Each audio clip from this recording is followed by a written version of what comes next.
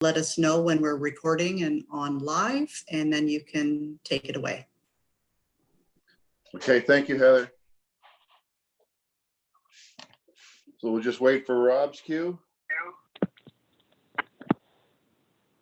All right, so we are now live. Brian, you might need to refresh the web page to see the live stream. And I will start the recording and you can go ahead, Councillor Mackey. Okay, thank you, Rob. So it is 9:38. We'll call this meeting to order. Just want to remind the elected officials of their obligation to declare a pecuniary interest or an interest. Seeing nothing, if anything should arrive, you may declare at that time. We have, can I have a mover, please, for report LTCR CM 1720, the 10-year capital forecast 2021-2030. Moved by Barb, seconded by Christine. Thank you. Thanks. Jennifer, are you taking us through this? So thank you, Councillor Mackey. Actually, Joanna is going to take us through this report. But before we do that, I would just like to introduce to the group that Renata Cowan has formally moved into her role as of June 1st as the Accreditation and Quality Specialist. So we're thrilled to announce that that transition has happened, and introduce Stacey Goldie as the Interim Executive Director for Lee Manor. And so Stacey and Renata are there to participate in the meeting. Because the reports are based on information leading up to June 1st, Renata will contribute the information as the Executive Director, and Stacey is observing and learning. And so I'd just like to introduce Stacey to the group and welcome her to the team. And then I'll hand it over to Joanna. Welcome, Stacey, on behalf of the Committee of Management. Welcome, and Renata, congratulations on your new position. Look forward to working with you both. Thank you. So I'll get started. This report is our 10-year capital report for the long-term care homes. It presents anticipated capital expenditures for the long-term care department over a 10-year planning horizon. This is by no means a budget. It is simply a planning tool that helps forecast county's capital requirements over the next 10 years and helps guide annual budget decision making. It's also a helpful planning resource for staff to make sure that we are looking long-term so that we don't have any surprises. It also helps us look at our cash flows and ensure the adequacy of our reserves so that we are prepared for what is coming. So we have attachments to the report. There's a capital summary for each of the homes, as well as one for redevelopment. Each project that's listed in the capital summary begins with a project sheet in our internal IT developed module.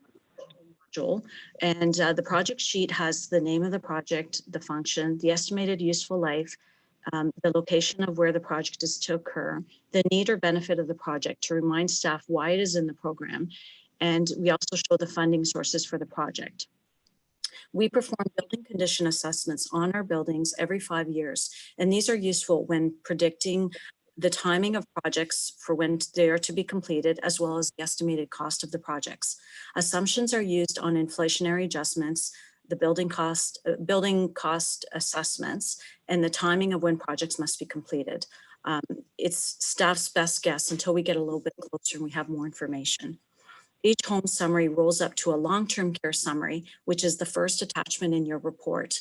This shows the funding needs for 2021 to be $2,184,000, which is about $16,200 higher than what was approved in the 2020 budget. This is about this is the 0.75% increase from the 2020 approved capital budget.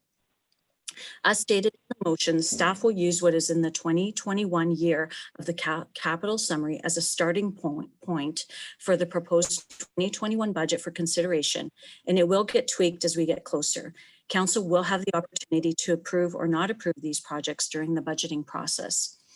There are items in each home's budget that are common to all three homes. Certain items like beds, mattresses, resident lifts, and information technology are in a replacement cycle. We've included a list of notable items that are planned in the first 3 years of the capital forecast for each home. In this list, we've included capital projects that are new to the capital program, where the timing of the projects has been changed from the 2020 to 2029 plan, which is last year's plan, or where budgeted amounts have changed significantly. So now I can pass it on to the executive directors to begin to talk about the notable changes for their home. Okay, thank you, Perfect. Joanna. Sorry. Who wants to go first, Shannon? Yes, I'm up. Yes. Thank you, Joanna. So I have some notable changes to the capital projects over the next 3 years. The first 2 projects, laundry equipment and retaining wall, have been moved to 2021 due to COVID restrictions, and we are unable to have the work completed. Surface drainage and eaves troughs were booked for 2023, but moved to 2021 due to the potential flooding in the tenant spaces. Doors were originally booked in 2026, but moved to 2021, reason being the front door frame has been compromised. Parking lot, curbs and guards that was booked for 2021 has been moved to 2024 to coincide with the possible redevelopment and the Markdale Hospital build. The next 2 projects, window sills and plumbing fixtures, are new projects being added because they are at the end of the service and need replaced. The last 2 projects have been deleted as work is completed through the operating budget. That highlights the notable changes for Grey Gables capital projects. I would be happy to answer any questions. Thank you, Shannon. Are there any questions from members of the committee? Mr. Chair, it's Ward McQueen here. Go ahead, Ward, you have the floor. Thank you. And it just more or less is Grey Highlands, municipality Grey Highlands is a tenant in the lower part of that building. I know a couple times we had some flooding issues. I presume that this where'd you listed here, the surface drainage and eaves troughing is or maybe a retaining wall. Is that something to do with trying to alleviate some of that issues around flooding? I think one time a hose got left on and then there was a rain event, I think, a couple of times and it flooded the lower part. So just more of a general questions, but things that have happened in the past. Yeah. So that is the eaves trough and the drainage surface is what's causing that. So that's why it's been moved up. Okay. Well, we're happy to see that's happening. Thank you. Well, there probably should be a rent increase then, Shannon. Yeah, really. Well, you know what? Long as it fixes the problem, maybe that would be a consideration. Are there any other questions from members of the committee? I can't see Councillor O'Leary, so you'll have to just speak up, Brian, if you have a question, okay? I don't have a problem with that. All right, thank you. Okay, we'll move on to Stacy, I guess, at Lee Manor. Thank you. I'll take it for Stacy today and Okay, Renata. learn as we go. So for our 2021 budget, we removed the caulking and sealant that was added to the budget from the BCA. We do that work annually through operating and feel that we can continue to do that. The redevelopment of the resident common areas because of COVID has been pushed to 2021. We've added a couple of additional blanket warmers. We purchased 3 blanket warmers this year or last year, sorry, and find that they are really beneficial for the residents for comfort, for responsive behaviors during palliation, and would like to purchase 2 more one blanket warmer will be in each home area. We also took a look at our dining room chairs and our lounge furniture, and they are getting dated and worn and look quite old. So the areas need to be refreshed, along with the draperies. The draperies are original to the new build of 2004 and have been washed on a regular basis and need a bit of a refresh as well. So those are the additional projects to the 2021 budget and 22 budget. Are there any questions? Thank you, Renata. Any questions from the members? Okay, thank you very much for the report. We'll move on to Karen at Rockwood. Good morning, everybody. Just Morning. a couple changes for us for 2021. As the other homes have noted, we've removed the caulking and sealant to complete that under operation. And last year we were fortunate that we could purchase 2 blanket warmers with our donation money. We were originally asking for 4. So because we got 2 already, we're now only asking for 2, so have reduced that amount in 2021. That's it for me. Short and sweet. Thank you. Yeah. Just Any a quick- questions for the Rockwood Capital? Just a quick question, Mr. Warden, or Mr. Chair. Go ahead, Mr. Warden. Getting things mixed up here. Because I was thinking about so much what I was going to ask. Can you explain a blanket warmer? Like, so is it a blanket that you plug in that warms people up, or is it something that warms blankets up? It may be a Kind of dumb like- question, but pardon me? Sorry, Mr. Chair, if I might. Go ahead, Karen. It kind of looks like a microwave, so it's like a case that we stack blankets in, and it warms them up, and then we can out as needed. And as Renata said, we find them very beneficial. We use them all the time, summer or winter, it doesn't matter. Oh, great. Well, now I know. Now I know the rest of the story. Thank you. Thank you. And Karen, they'll be transferable over to the new building? Yes, they would be. Thank you.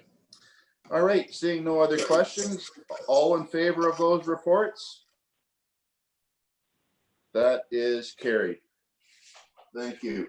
We now have the report LTCR CM 1820, which is the long-term care financial update and projection as of April 30th. Joanna, are you taking this again? Yes, I am. Thank you, Mr. Chair. Okay, can I have a mover to get this on the floor, please? Moved by Barb. I'll Seconded second by it, John. Larry. Okay, seconded by Brian. Thank you, Councillor O'Leary. Joanna, go ahead, please. Thank you. This report provides the first corporate update for the 2020 year for long-term care. It offers a financial projection to year end for the long-term care homes based on revenues and expenditures to April 30th, 2020. It also summarizes the known and potential future financial impacts to the COVID-19 pandemic. Year-end financial estimates are difficult to predict given the uncertainty of provincial funding regarding COVID and the extraordinary expenditures and duration of time the pandemic will last.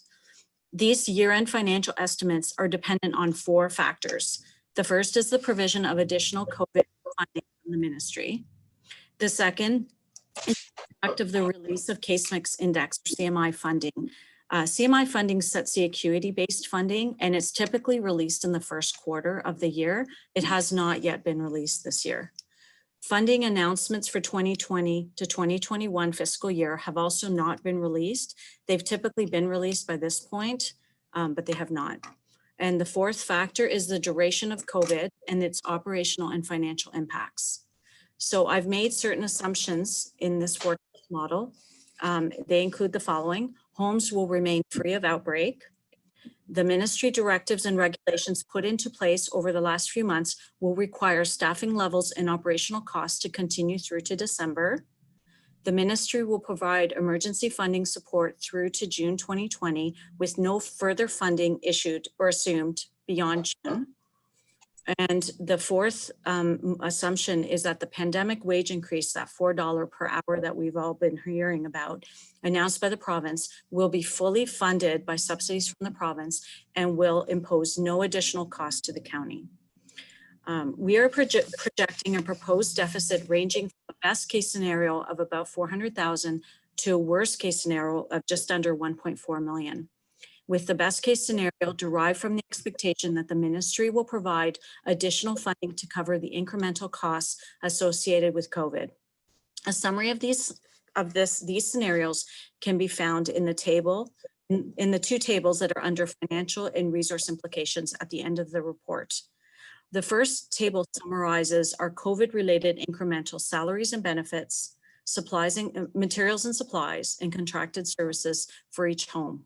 From these costs, I have subtracted the COVID funding that we've received to date from January to May, as well as the additional license funding for our 5 beds effective March 25th, 2020. The ministry has granted us 5 additional beds between the 3 homes.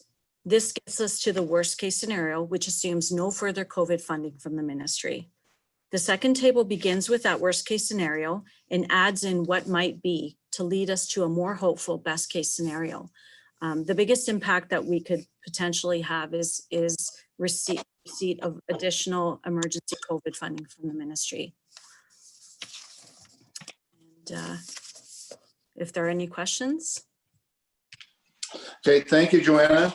Any questions from the members of the committee?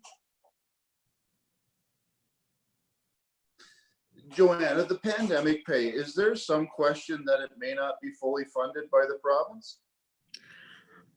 I don't know that there's a lot of information released about it. I do know that they are providing the $4 an hour. I think what the question might be is whether or not the employer benefits will be covered, because they'll represent about 11% additional cost to that $4 per hour. Okay, thank you. Mr. Chair? Yes, Mr. Warden, go ahead. I was on a webinar the other day. Sorry, Paul, you better start over again, please.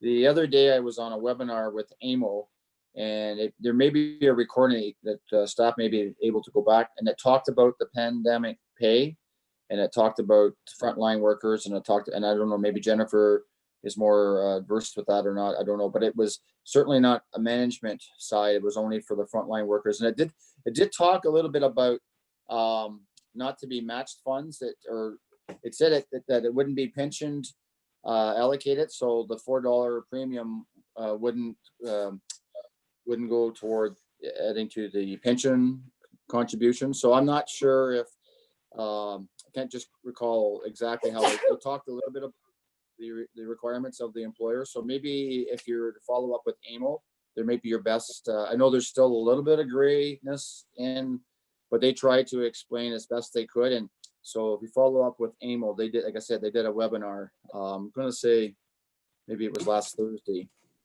And so that helps, maybe through Kim could source that out.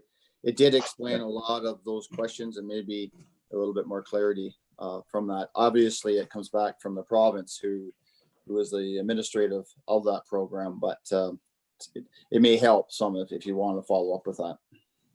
Thanks, Mr. Warden. I know through my day job, it was just on Friday, depending on the ministry, but the Ministry of Children and Youth Services provided documentation, and the money is starting to flow through that ministry. And they clarified that there'll be no employer expenses. So I think probably it's conversations with each ministry, but the money is starting to flow. Okay, any other questions in regards to Joanna's report? Mr. Chair, if Kevin Wepler could speak just for a moment. Absolutely. Kevin, you have the floor. Thanks, Chair.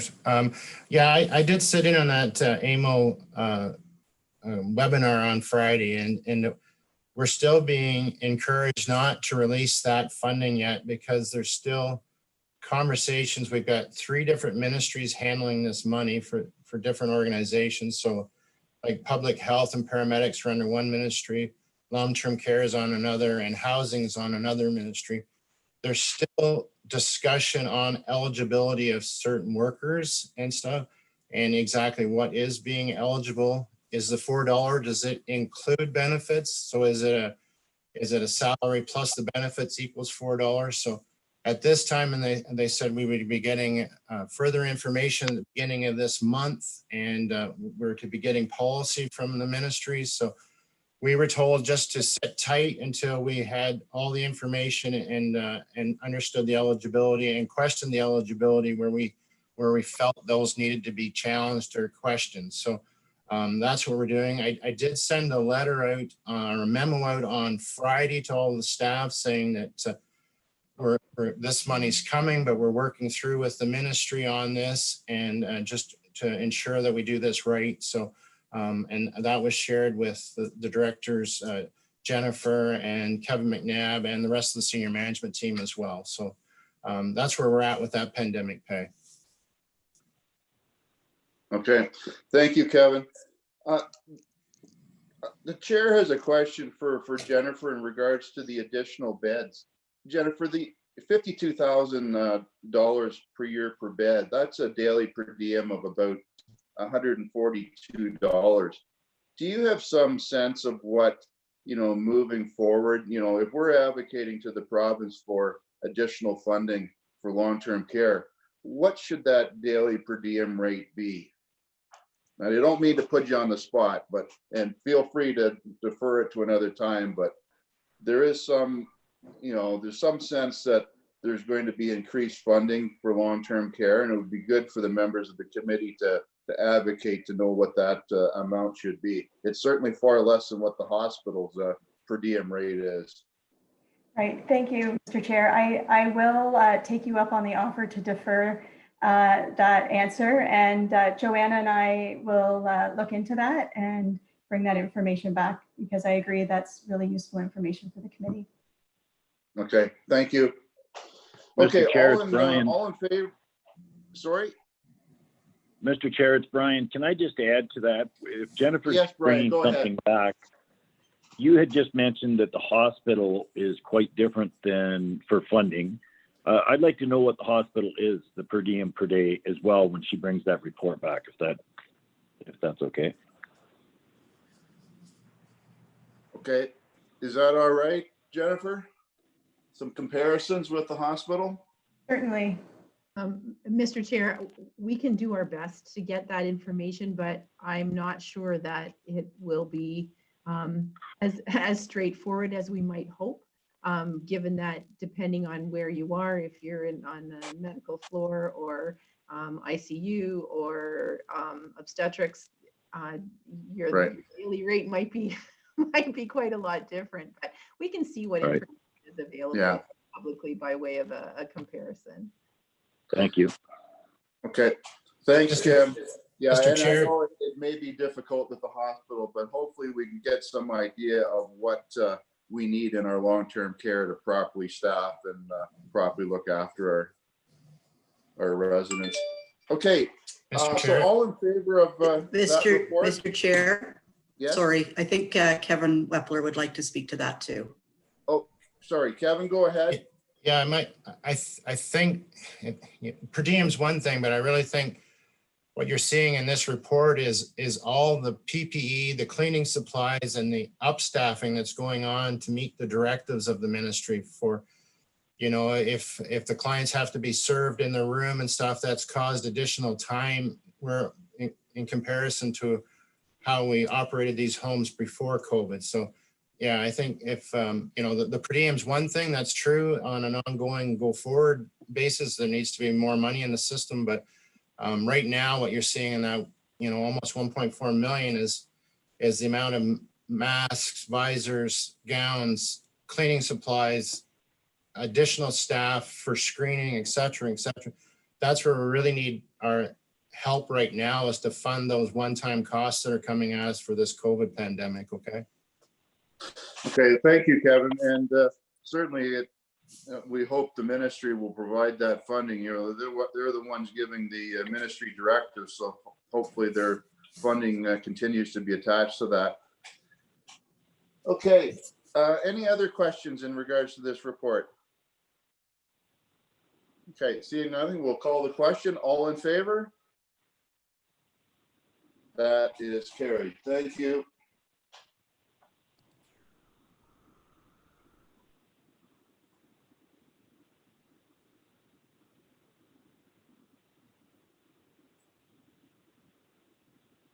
Okay, we have LTC RCM 1920 COVID-19 update.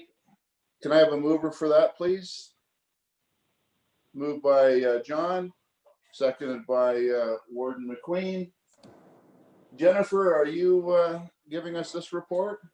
I am. Thank you, All Mr. right, the floor is yours. Okay, thank you. So this is a COVID-19 update, and June marks the third month of navigating the pandemic and emergency measures related to COVID-19. Our homes are prepared and remain vigilant. The emergency order is extended until the end of June. In May, the homes were part of the mandatory universal swabbing, where 717 residents and staff were tested. This was a point-in-time prevalence study. We received one false positive result at Grey Gables. Public health was required to classify it as a suspect COVID-19 outbreak. Our months of preparation were quickly put into place. All residents, families, and staff were notified. Home areas were closed and residents isolated to their rooms. Infection control measures were enhanced, all within a couple of hours of receiving the news. The team at Grey Gables worked extremely hard to make that happen. And it was either a Saturday or a Sunday also. So it was good that we had all of that information ready to go. Public health worked quickly to retest the positive case, and within 3 days notification was received that it was a negative result. It was in fact a false positive. Ontario Health provided a directive on June 4th that all long-term care staff should be tested at reasonable intervals and a minimum of twice in the month of June. This will require a slightly different process than that of the point prevalence testing. While the earlier testing was coordinated with the Grey Gables Public Health Unit, the Ontario Health Directive removes public health from this role. Each home is required to coordinate their own strategy for completing the testing. This poses some challenges, including swab supply, staff compliance, organizational time and efforts, and the tracking of results. A plan to support this initiative and test staff during their regular work hours is under development. However, if staff come in on their own time and are willing to be tested, compensation for 1 hour of pay is recommended. The process for positive test results remain unchanged. The health unit will be notified by the lab and an outbreak declared in the home. As the community begins to reopen, there have been many discussions about what this means in long-term care. The social and emotional well-being of our residents has always been our focus, and the Color It Connect program has allowed loved ones to stay connected. After consultation with public health and our clinical teams, our homes introduced window visits just in time for Mother's Day. These have been very well received, however, do not meet the needs of all of our residents. Planning for the introduction of outside visits has begun with a goal to have this in place for Father's Day. At the regional level, a guiding principle document to support long-term care homes in planning for safe visiting is being created. Once this document is released, it will help guide our homes for visitor expansion to ensure we're meeting the needs of our residents in these very challenging times. Each home is also developing a plan for a measured approach to a new normal in long-term care.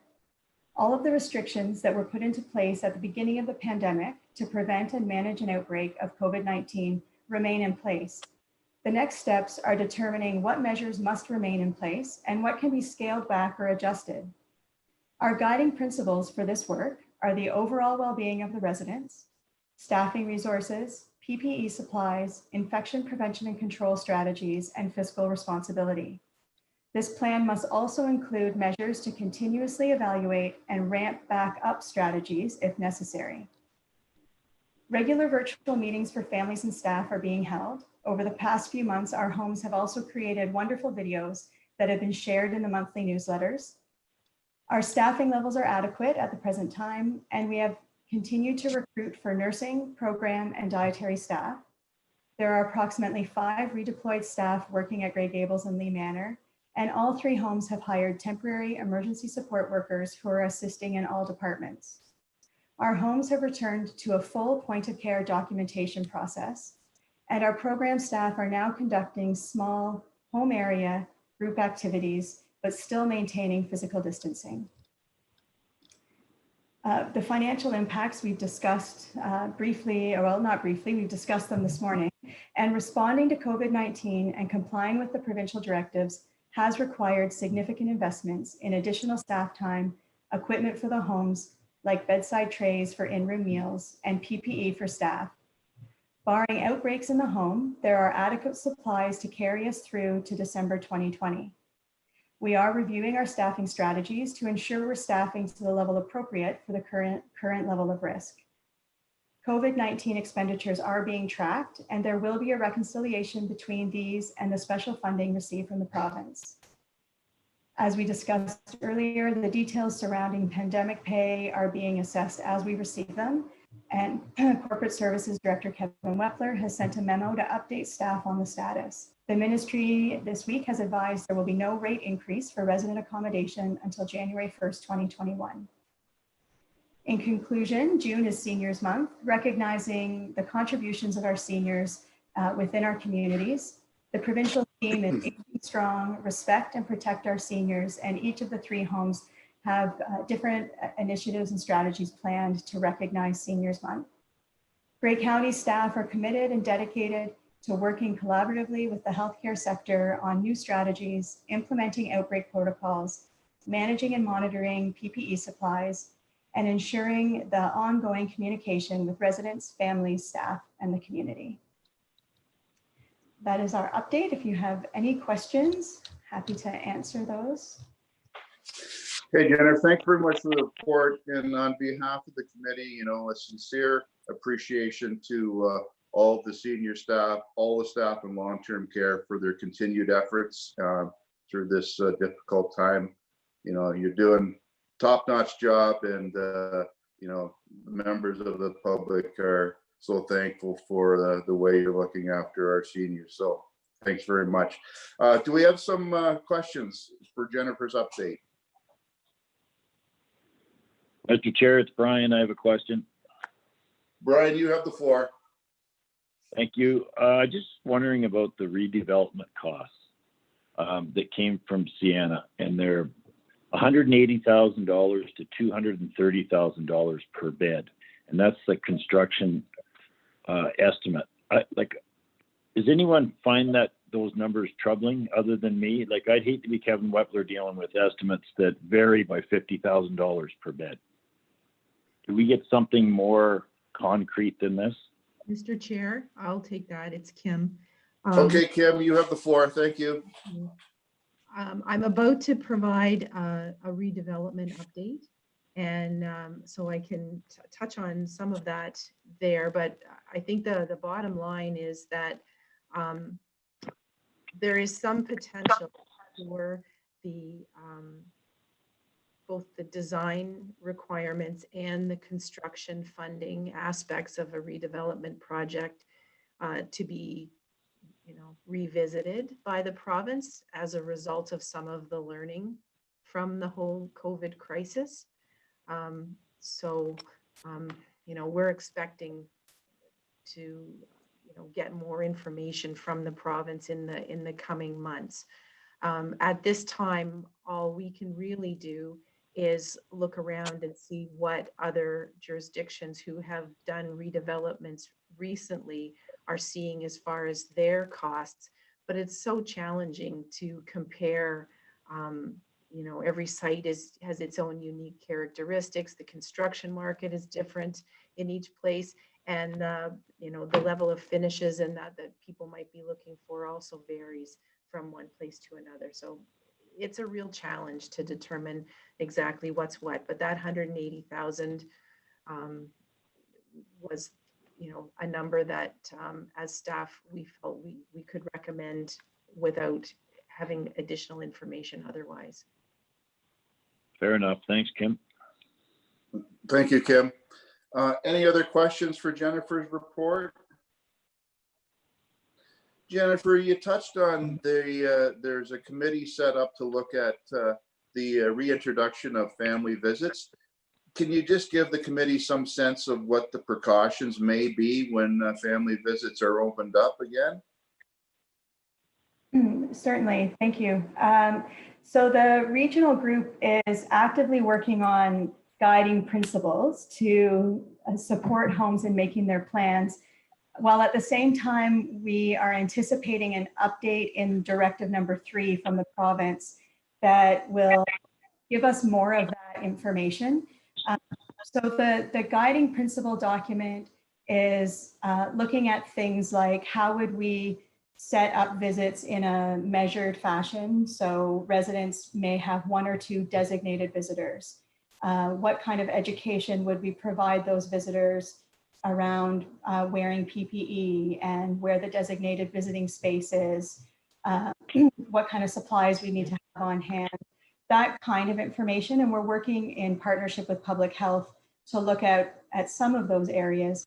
And as I said, we are anticipating an update this week from the province with some more guidelines around visiting in specifically to long-term care. Okay, thank you. Okay, seeing no other questions, all in favor of the update report? That is carried. Thank you. Redevelopment update. Kim, I believe you are taking this one. I am. Thanks, Mr. Chair. I'm going to try and share my screen without activating my video. This is an experiment and we'll see if it works. Okay, except for I need Rob to enable participant screen sharing. I'm on it. I'm on it. You're good. Rob, I apologize.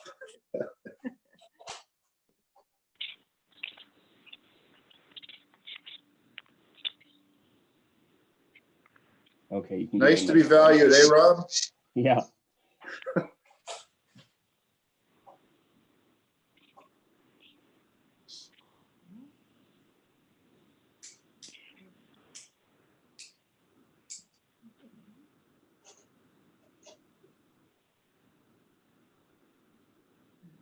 we are. Okay. Can everyone see that okay? Yes. Okay. All right. So this is the long-term care redevelopment update as of June 2020. There are 2 parts to it. The first is with regard to discussions that we've had recently with the Ministry of Long-Term Care. And we have a new project manager and her name's Julie Gerard. And we worked with her earlier, so it's great to have someone that knows a little bit about what Grey County is all about. So I've had a couple of discussions since our last meeting with the province, both on the 19th of May and again on the 3rd of June. As you know, we received confirmation from the province a year ago that we could move forward with the redevelopment of the Rockwood Terrace facility. What they've since provided to us is both a development application template and the long-term care home preliminary plan submission standards for staff's review. They provided me their background documents. I in turn gave them the bylaw that the county passed approving the property exchange. And you'll recall from an earlier discussion that that was important to the province, that we confirmed that we had property to move forward with. So the next step in the approval process for the new facility is the licensing review.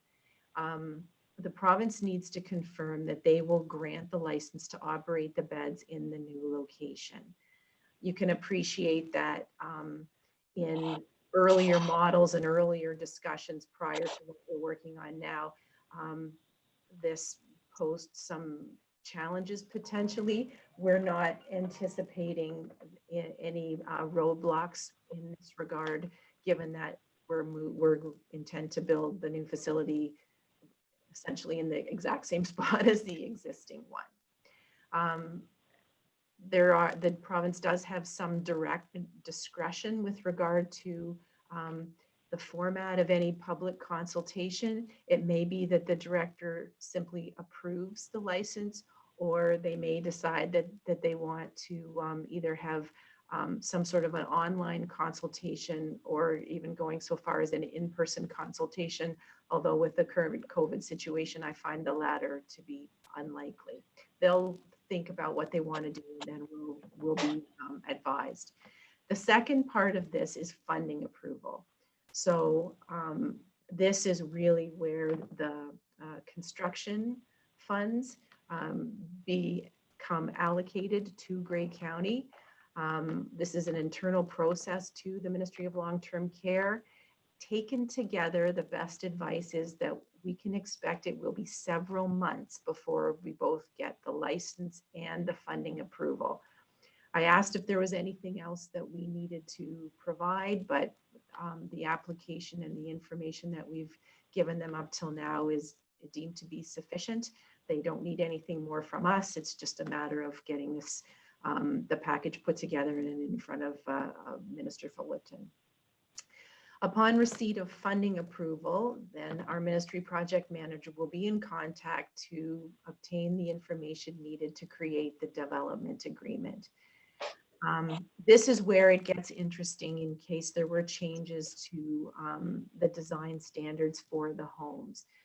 Part of that development agreement asks for timelines, asks for a site plan, asks for drawings, preliminary drawings of the you intend to construct. So there will be some work for us in that regard, and really we're kind of a little bit of a wait and see situation. We hope that given the great work that Advantage Ontario has done in keeping us advised of how things are developing at the province, that between our own provincial contacts and Advantage, we'll have a good sense of which way things are moving if they are going to impose new or different requirements to a new facility. So I'll stop there just for a second. Does anybody have any questions just with regard to the Ministry of Long-Term Care? So I can't see anybody right now. Is there any questions? Just speak up. Okay. Kim, one question. The new commission that Premier Ford has announced in regards to long-term care, when is it to be established, and what's the time frame on recommendations from that commission? Because they may be looking at design standards, do you think? They may well, yes. And I don't have any more information than what's been released publicly as far as Okay. Either the members of that committee specifically or the mandate that they've been given by the Premier's office. So we'll stay tuned. I expect that more information will be coming, and we'll make sure that that gets to this committee. But it's likely safe to say that the province won't be making too many decisions until they have the recommendation from that commission, right? I would expect that you're correct. I think that seems reasonable, and I expect that that group, that committee, will be tasked with moving quickly. Okay, thank you. Mr. Chair, it's Warden McQueen. Yes, go ahead, Warden. Thank you, Mr. Chair, and maybe to you, Madam CAO, or maybe others. Leading up to this before COVID-19, and the whole part of the redevelopment of Rockwood Terrace was this deadline of 2025, and we must go from a Class C to a Class A type bed type home. Has there been any, and maybe that's the other thing, I mean 2025 or 2021, but that's always been this line in the sand moving forward. Obviously, as you mentioned, Mr. Chair, with the commission, obviously, and some of the I would say, I guess myself and the CAO had a couple of conversations with the ministry staff about following up from recommendations that come out of the Wetlaufer report. So you may be absolutely right, Mr. Chair, that there may be a whole new re-look at moving forward. And I guess maybe to the Madam CEO, maybe there just needs to be that conversation with ministry staff. What's is a 2025 thing now off the table, or I mean even just that ask of the status of that 2025, because obviously there's a lot of things have changed, and maybe realistically that is no longer the realistic part of that 2025. We have had some conversations with regard to a deadline to facility in we are working as closely with the ministry as we can. Our intent as staff is to keep this project moving forward. In my experience with working on other projects with the province, if they see that you are committed and moving forward in a systematic fashion, they're more inclined to work with you rather than have concerns that the project is being held up and is at some risk. I don't. Well, that's just to follow up. That's good to know, and just keep our pedal to the metal and keep pushing on. Exactly. Okay, so if I may, Mr. Chair, I'll move on to the second part of my report. Yes, please move on, Kim. Thank you. So the second part of this report, and I will share, these notes will be shared with the minutes, or that I wasn't able to get them to you earlier. We had a visioning session last Wednesday, and there were a number of county staff there, myself, the Director of Planning, the Director of Economic Development, Jennifer as Long-Term Care, and Karen from Rockford Terrace, as well as members from West Grey, the CAO Laura, their planning manager, Lorelei Spencer, and Davidson, who also does planning for West Grey. And we really took a couple of hours to through this 30-acre parcel and what we knew and what we needed to think about moving forward as far as redevelopment. So the first part of this timeline is really just trying to summarize for everybody's benefit, where are we now? So we're well underway with our property acquisition, and we expect to close on the new property in July. GM Blue Plan, as part of our due diligence for that property acquisition, did a phase 1 and a scoped phase 2 environmental assessment on the property. We have done, had the conversation with Saugeen Valley with regard to species at risk, and didn't have any adverse findings there. We need to arrange the completion of a D6 study to examine the any compatibility issues between proposed uses of our property, our new property, and the adjacent Durham stone and paving, industrial and aggregate uses. So all of this in service to creating an overall vision for the things that we want to see on the property and where those things should logically be located. Grey County will also arrange the completion of an overall functional servicing and stormwater management plan. So we need to look, we know where the water and wastewater connections are now. So what's the logical way to extend those? How do we want to handle stormwater on the site, given the hydrogeology and the topography of the site? We have a fair idea of what the main roadways look like and what's logical to extend there. And we know that there will need to be some berming on the property, and where to put that and how to integrate that into as a, potentially a feature of the property in the future. When all of those things are done, West Grey Council needs to provide approval of the overall concept for the parcel and lift a hold that's on there right now, and that will enable the development to proceed. At the same time, West Grey is currently updating their official plan and zoning bylaw, and there will be discussions between the two planning groups to determine the best designation and zoning to accommodate the potential uses for the site.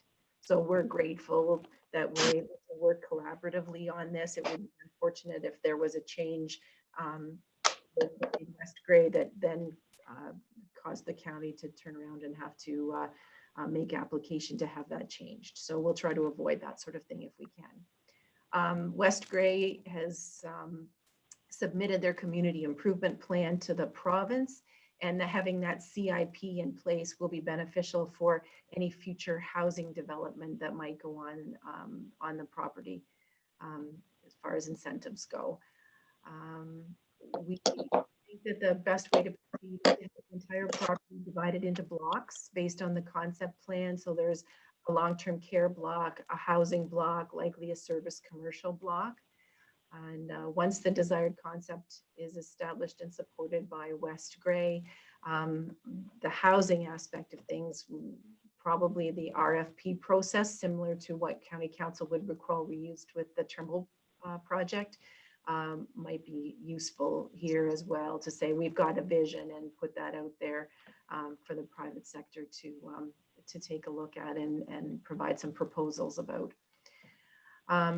So the existing water and wastewater servicing and road connections. So there's some details here. I think the best thing that I can do is I'll just share with you a couple of concepts, and these are really just concepts that were created actually by a transportation engineer. So here is the first. Can you see that? Okay. No, A little bit faint. If you can you see can you see that? we're not seeing anything, Kim. Oh, you know what? I have to go back through. I apologize. 1 second here.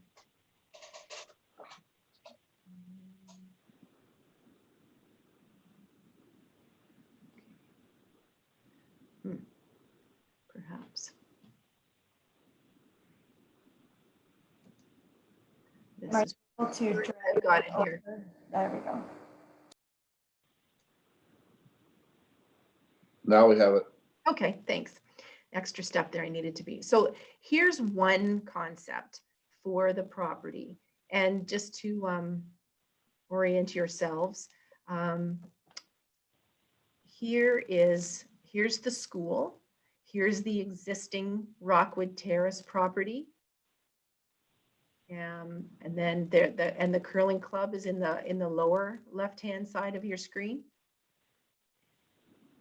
Adjacent to the curling club is what is a location that could be used for the long-term care facility. So that's what you see there, and with the parking.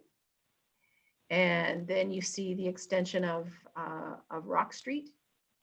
And then this design just shows what looks like a more traditional type subdivision layout for housing.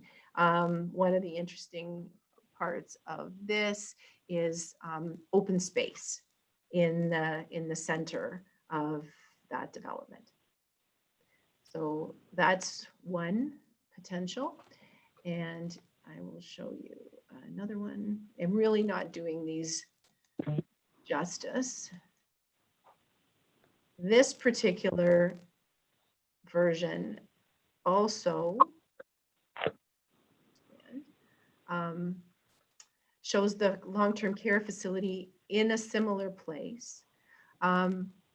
It shows some other uses on the site adjacent to the roadway there. This is where you could get other institutional or commercial uses. And this site actually, those things that look like wind turbines along the side are actually a 6-story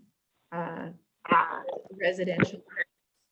And then there's a lot of natural space and trails. This is stormwater management there on the right-hand side in the corner.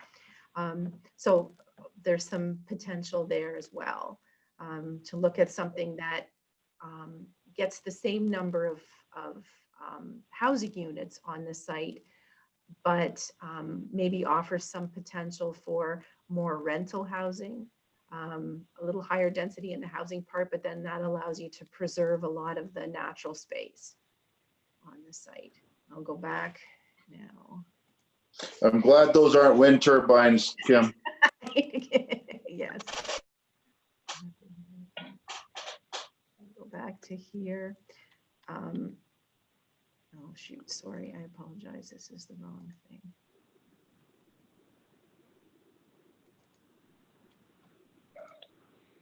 This is the one you want. Okay, so as I said, we've looked at stormwater management only at a very high level, but there's more investigation to be done. So they just prepared a couple of concepts. And I think the takeaway from there is that the feeling now is that the logical place for the long-term care is closer to the curling club than closer to being in behind the existing Rockwood Terrace, just because of the grades and the natural drainage on the property. The other things that we talked about when considering how best to develop the site, rental housing is an acute need in all of Grey County, but and it's not different in Durham. So if we can use this as an opportunity to address some of that, it might be beneficial. Recent consultations in West Grey placed a high value on rural heritage and natural areas. So that idea of having an alternative to a traditional subdivision type development might, be something that the public was interested in. Open space, recreational areas, spots to gather, pickleball courts, trails, etc., with the amenities that people might be interested in seeing on the property. It's important, we think, that the Rockwood Terrace facility, both the existing one and the new one, are integrated into the overall concept of the development. Like, there's things to see, and it feels like it's part of a whole rather than a separate thing over off in the corner by itself. There may be some potential to investigate a land swap with the school board to get more parking for the existing Rockwood Terrace facility if we were to repurpose that. At the same time, then providing them with some of the treed and berm area that's along their south border, but that would need to be discussed with them. There's the potential for a new ambulance station in Durham, and if that could also be put into the site considerations. Other opportunities to meet or to link the school and school programming with a daycare center and the long-term care facility seem to be something that we see working well in other jurisdictions. And then just when thinking about the housing that would go onto the site in the future, are there unmet needs for long-term care staff, hospital staff, or other large employers, in considering the kind of price point that would be attractive to that workforce? Do we want to make sure that the houses that get built are ones that those folks would be able to see themselves moving into? The campus of care model that we've talked about a lot is also part of considering what that housing looked like. And this is where we got into a really good discussion about companion community programs like Day Away and respite care, understanding what those needs are and whether or not some of our existing providers like HCSS might be interested in providing input into the development of something here. A clear link from this site to the downtown, and also understanding what existing funds might be available to activate parts of the overall concept. Like, are there parkland dedication funds or DCs that might be available to help with the creation of sidewalks or trails? Service commercial is another thing for the people that live there. Are there hairstylists or dentist's office, massage therapy, convenience, commercial or cafes, that sort of thing that could be included maybe on the main floor of a taller development. There's some potential for underground or covered parking, and also thinking about consultation. Who are the key stakeholders in all of this, and when to have conversations with folks and engage the community with their thoughts and suggestions once we had a concept plan that was somewhat more developed. So that was that conversation. I think we covered a lot of ground in a couple of hours, and I'm interested to hear if the committee has any comments. Okay, Mr. thank you, Chair? Kim. Yes, go ahead, Christine. Thank you, Mr. Chair. Really appreciate it. Kim, a very exciting report, lots of detail. This is really good, a really good report, and certainly needed. Kim, I'm wondering in terms of the time frame for West Grey Council to address some of the planning matters, for example, removing the holding symbol. Any idea, is that going to be within the next couple months? Certainly West Gray's looking at a new official plan, and it's my understanding we'll have the draft towards the end of this month. Just your thoughts on all of that, please. The D6 study needs to be completed for sure. Director Schertzer was going to reach out to get that going, and I haven't heard about a completion date for that. So that may be that we'll continue to develop these concepts and put more information in, but we do need that D6 to be done. And I will find out what he heard back as far as the consultant's ability to get that completed. Excellent. And Mr. Chair, one supplementary question, if I might. Go ahead, Christine. Thank you. Kim, I was wondering if there was merit in, certainly after County Council is apprised of this information, of whether there's merit in a media release, just letting our Grey County citizens know where we're at right now with the redevelopment of Rockwood Terrace. I was thinking that, through you, Mr. Chair, once we had completely closed on the property, that at that point, that would be at the right time to be able to say, you know, we own this and now we're going to undertake a project then to move forward with the redevelopment of it. Great. Thank you very much. Well done, Kim. Thank you. Yeah, thanks, Kim. Kim, you mentioned the D6 Compatibility Study. I'm not familiar with the D6 study. Can you just highlight, you know, who would do that and how much time one of those takes? So these are studies. There's a D4 study if you want to locate something near a landfill site. And a D6 study is also a different kind of compatibility where you're looking at an industrial use that's adjacent to a residential use. And they look at things like the potential for, the need for noise attenuation. Is that what's happening on that industrial site? Is it noisy? Is it dusty? Which way does the wind blow? That sort of thing. And so then that informs what you should and could do on the residential side to make sure that you're not setting yourself up for problems down the road, right? How things are situated in that residential development. Where do you put things? What kind of buildings could or should you put on the site that won't be, and the residents won't be adversely impacted by the residential use? It'll inform things like other setbacks, and that's where we get into some of that berming discussion, I think. Okay, thank you, Kim. Any other questions from Mr. Yes? Chair? It's Barb. If I may. Barb, go ahead. You have the floor. Thank you. This is very exciting, Kim.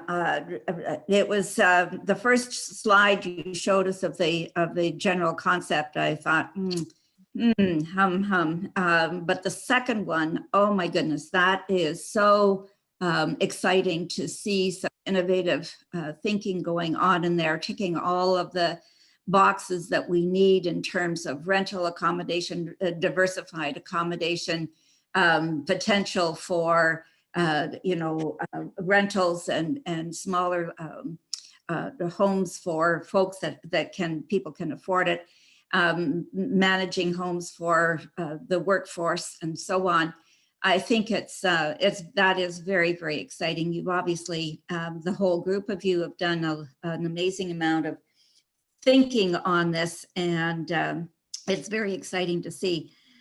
So next steps in terms of the concept and, how this, the long-term care is going to integrate into that whole thing, because one of the things that we've heard often with in discussing long-term care and how our seniors should be housed in areas of increased activity that keeps spirits alive and that kind of sense of place belonging in a community as opposed to being isolated in a particular corner. So I'm wondering about next steps in terms of design and how that proceeds and from an input perspective. Thanks very much. I was not wanting to get out too far ahead of all of you and wanting to make sure that you were all comfortable with the conversations that we've had to date. If I can take away from this meeting and from County Council's review of these minutes, people are comfortable, then I think likely the next step is to formalize this into a proper project with a project plan and with some staff resources that are more dedicated to moving this along. So Randy on the planning side, Randy Schutzer is taking care of moving those conversations forward. So that work isn't stopping. But now it's more about that whole consultation and continuing to pull all the pieces together. So I will have a report for you the next time we meet to talk about what that project plan looks like and how we're going to resource this properly. Great. Thank you. Well done. Yeah. Mr. Chair. Other questions? Mr. Chair, Warden McQueen here. Go ahead, Warden. Yes, and I just echo the comments that have been said. Yeah, great forward thinking. A few months back, we had planned to do a visit of the Simcoe County system, and because of COVID-19, definitely canceled. I wonder, and part of our design, and it was mentioned, Kim mentioned there a few minutes ago about the campus of care that we wanted to investigate. Is it possible that we can do a virtual meeting with Simcoe County just to have that conversation and maybe plan something to the fall when things start to get back to a little bit more of a normality in the sense of us having a visit? Is that something that maybe we could at least have that conversation to start carry on that conversation and that concept forward, Mr. Chair, in the sense of at least having a virtual meeting with those from Simcoe County? All right, Kim, do you want to take that question? I think one thing I know is that Simcoe County does have a virtual tour of their facility online. And I'm looking to Jen, maybe it would be useful for us to have, if Jane was available or one of the staff, we could take a look at the virtual tour that they've already done and then have some conversation with somebody from long-term care in Simcoe. Does that seem like something we could set up, Jen? Yes, I think so. Part of the tour was going to be a presentation. So we can reach out to Simcoe and coordinate the presentation through Zoom. Thanks, Jennifer. Yeah, if we could, at our next meeting in July, if we could maybe coordinate that presentation and the virtual tour, that would be great. It would certainly help the committee members as, we're looking at the development of the Rockwood area. Okay, any other questions for Kim? Okay, well, thanks very much, Kim. And it really is, as Barb had mentioned, it's really nice to see that we're thinking outside the box, and that second development, it looked nice with all the green space, and I like what like the direction that we're going, and I hope West Ray doesn't provide any roadblocks for us. No, we're very supportive of the project. Very excited for our Grey County citizens. Thank you. Okay, is there any new business? Mr. Chair, if I may, I just have an update. Yes, Jennifer, go ahead. Thank you. So we received a memo from Ontario Health West formerly known as the Southwest Lynn, regarding our LSA agreement, our Service Accountability Agreement. And you'll recall that's an agreement that we review annually, and the warden and the clerk put their signatures on it. And so they have recently extended the agreement to June 30th, and the memo that will be circulated with the minutes indicates that we can expect some more documentation to extend the existing service agreement to March 31st, 2021. And it doesn't give a lot of information in the memo, just that is their plan, their anticipated plans. And so when there is more information, I will bring that to committee. Okay, thank you for that update, Jennifer. Any other business? All right, seeing nothing. Yeah, just one thing, Mr. Chair. But go ahead, Warden. Just with the announcement of the $150 million for the expansion of broadband in Ontario, we're going to have to try to really try to work on Georgian Bluffs so our chair can get on for broadband and internet.